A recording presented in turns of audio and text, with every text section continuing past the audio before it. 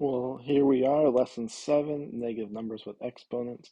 You might realize that we skipped lesson 6. That's because don't have the curriculum with me currently. I ordered it this week, should come on Friday, and so I don't have the lesson 6 written out informative. So we'll go back to lesson 6 once we get a chance. Now, when you're watching these videos for our lesson, a couple of things. Don't watch it like you would a YouTube video. Don't just sit there and passively watch it like anything else. You need to be active with this so you can understand and learn what the content is. So make sure you have your notebook out, ready to take notes. Pause the video when you need more time to copy something down. Pause before I do a problem and try it on your own, especially once you kind of feel confident after I've done an example or two or I've explained it. Pause it, try it yourself, and then watch me go through it, and then rewind if something doesn't make sense. Here's your warm-up. Go ahead and pause the video and complete these problems. So for the first one, when we are adding fractions, we need common denominators. The bottom numbers need to be the same. And so we're looking here at 3 and 8. 3 and 8, they both go into 24. So we are going to multiply both of these fractions by a number to get the bottom to equal 24. The front fraction, we're going to multiply by 3 over 3. The back fraction, or so, I have this backwards, but 8 over 8. Notice that both of these, 3 over 3, 8 over 8, equal 1. So we're actually not changing the problem at all. We're just changing how it looks. So we get 16 over 24 plus 15 over 24, which gets us 31 over 24. For the second one, when we're multiplying fractions, we can just multiply straight across. So we have 3 times 4 over 72. Now, one thing you need to check is there's a way to reduce it if there's a number goes into the top and bottom. For this one, I think 6 goes into both of these. So let's try dividing the top and bottom by 6. So we will get 2 over 12. And it looks like 2 goes into both of these. So we can keep reducing until we get to a point where no numbers go into them anymore. So we will be left with 1 over 6.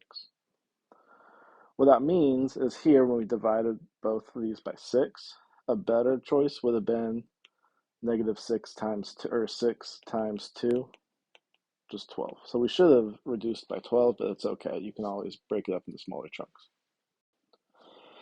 Go ahead and pause the video and complete these problems.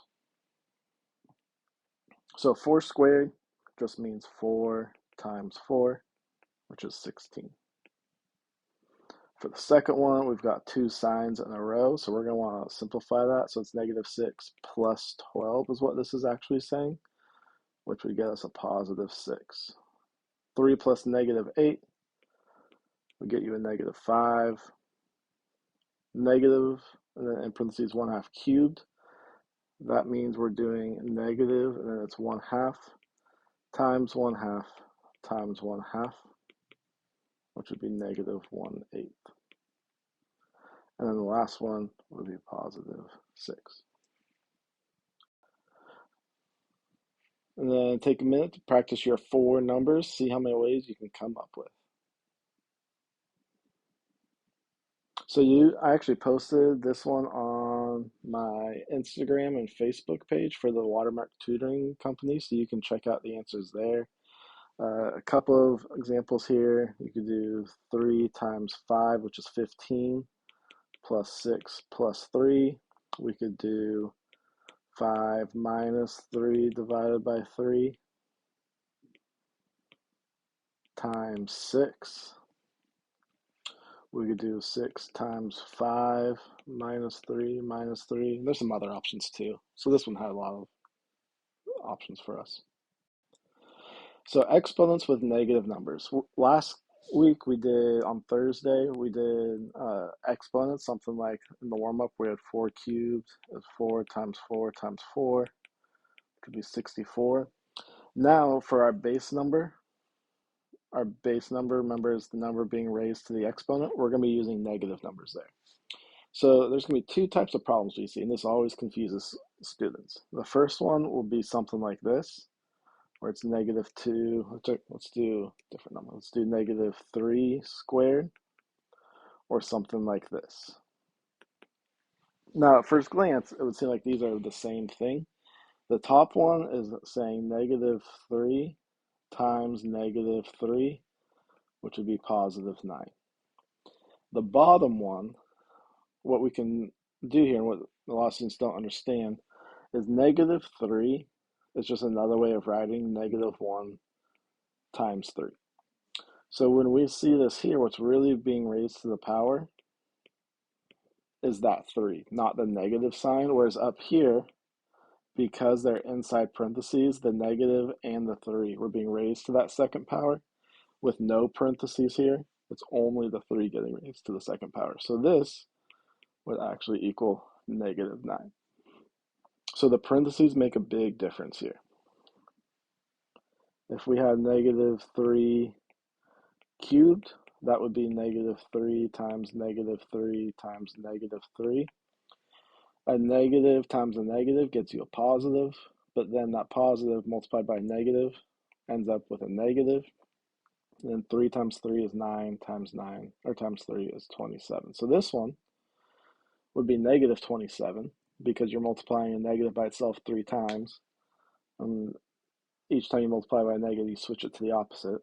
Whereas if we have this, -3 squared, that's -3 times 3 times 3, or -1 times 3 times 3 times 3, which also gets you -27. So if you have an odd exponent, the parentheses doesn't matter too much. If you have an even exponent, then the parentheses make a difference. So that's the difference between those two. If it's odd exponent, the negative is still going to be there. For even, it's going to go away. So here's some practice. After I write down each one, you can pause it and try it, and then keep playing. First one would be -4 squared. That would just be -4 times 4, which would be -16. -5 cubed will be -125. 3 squared, 9. -6 squared, 36. -2 in parentheses, not squared. Let's do to the 5th power. Will be -32, because that's -2 times -2 times -2 times -2. So positive, positive, but then we've got 1 left over. And so a positive times a negative gets you that negative. And -2 to the 4th would be +16. So a couple examples that you'll see on your homework tonight. I want to make sure you understood what it was asking. So this one, what is 3 used as a factor 3 times? For these problems, it's going to want you to write it kind of like how we did on last homework, where we're going to have 3 used as a factor 3 times, so 3 to the 3rd, equals 3 times 3 times 3, which equals 27. So that would be your whole answer here that you would type into formative. What is -2 used as a factor 5 times? So this one you would write, because we're being told -2 is our factor, it would be -2 to the 5th power, is how you would write that. -2 is inside parentheses here. So you would have -2 times -2 times -2. So 5 times, which would get you a -32. Louis used -12 as a factor 2 times, then multiplied his answer by -1. What was the final result?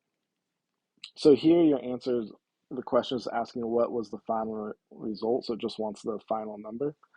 -2 is a factor 2 times, or -12 would be -12 in parentheses squared. factor of 2 times means multiplied by itself twice. So that would get you a positive 144. But then he multiplied his answer by -1. So your final answer here would be negative 144. So for your assignments this week, you can skip any problems that ask you to write the answer in decimal notation or expanded notation. That's the lesson we skipped, lesson 6. So we'll come back to that hopefully next week. But any problems on the systematic reviews that ask you to do those, you can skip. Then remember to do at least one lesson practice for each lesson and then 2 systematic reviews. So overall, you should be doing a minimum of 3 assignments per lesson. And remember, that's all just based off how you feel for the test and how you do on the test. So once you've done 3 assignments, if you feel like you're ready to take the test, try it. If you get less than 80%, and go back and do another one of the assignments. If you then feel ready to take it again, you can message me. I can clear your answers, and you can try again until you get past that 80% threshold.